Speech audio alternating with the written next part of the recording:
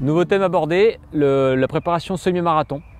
Donc combien de temps, combien d'entraînement pour arriver sur un chrono et un objectif qui reste réalisable et qui fait partie voilà, de votre programme de course. Donc Antoine, une estimation de la durée, de la planification d'un semi-marathon.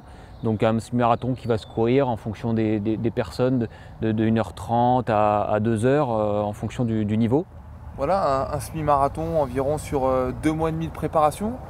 À la sortie de la saison hivernale, ça reste une période assez propice pour préparer ce type d'épreuve. Ou alors pendant l'automne. C'est vrai que sur les préparations de distance assez longues à longue, c'est très compliqué en été par rapport aux conditions climatiques. Donc voilà, sur ces deux périodes de l'année, c'est quand même propice pour effectuer une bonne préparation qui va tourner autour d'une dizaine de semaines. Une semaine type avec 3-4 entraînements, dont une séance VMA. Donc la VMA, la vitesse que vous allez mettre en place par rapport à un test effectué. Une fois que vous avez effectué ce test, vous allez pouvoir aller sur le site Globe Runners où vous aurez des différentes vitesses. À partir de là, voilà, vous allez échelonner votre allure. Donc une séance un petit peu type, une séance un peu longue de VMA. Antoine, qu'est-ce que tu mettrais en place? Voilà, on peut partir sur des 400 bien sûr, mais pousser aussi jusqu'aux 500. En n'allant pas forcément à 100% de sa VMA, en allant quand même un petit peu sur des allures un petit peu inférieures. Par contre, en rajoutant un petit peu de volume, donc 2 à 4 fractionnés supplémentaires pour optimiser vraiment plus l'allure et le contenu de la séance que la qualité propre. Donc voilà, suite à une séance de VMA un petit peu intense, c'est toujours bon de mettre un footing d'aérobie de régénération.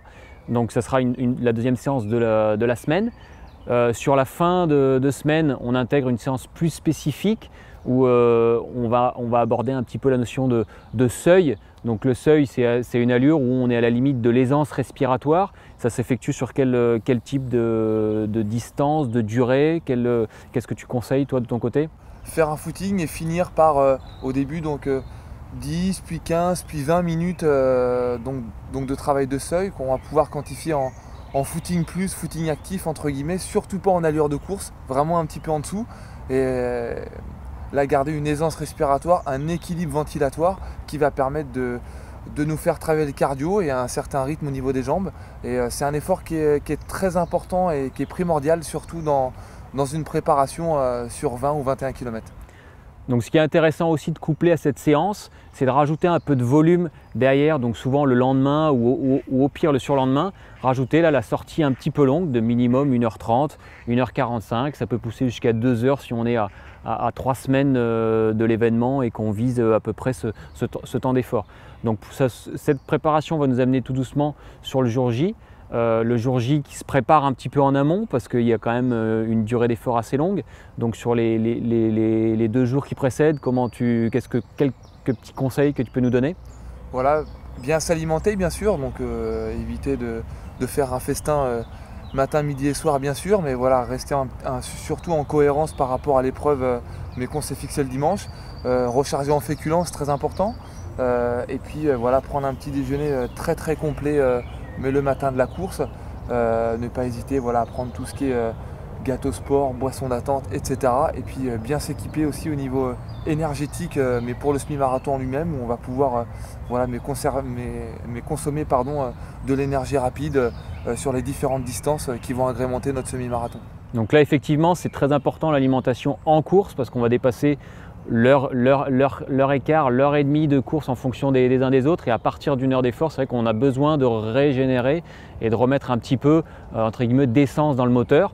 Donc cette alimentation va permettre de repousser un petit peu le seuil de fatigue et de douleur, ce qui nous emmènera sur un effort encore une fois de 2 heures. On peut même aller plus loin. Donc ça, n'oubliez pas, et pensez aussi à tester ce genre d'alimentation en course lors de vos sorties longues que vous avez dans votre programme. Donc à partir de là, vous êtes vraiment équipé pour aller chercher un record, pour aller finir votre premier semi-marathon et en tout cas garder le plaisir de cet effort, même s'il paraît long et insurmontable en début de préparation.